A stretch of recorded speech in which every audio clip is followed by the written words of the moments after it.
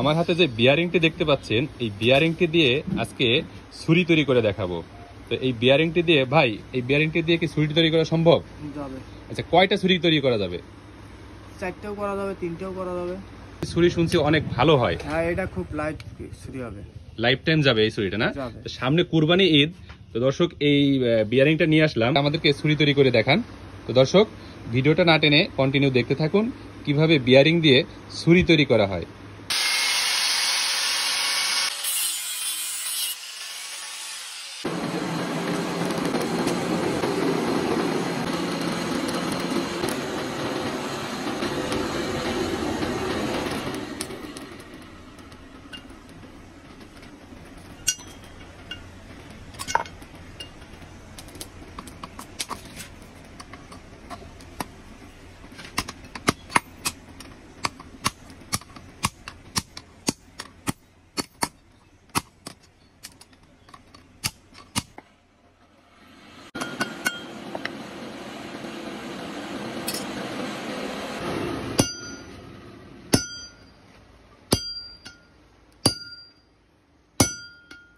যদি টেনে করে হ্যাঁ।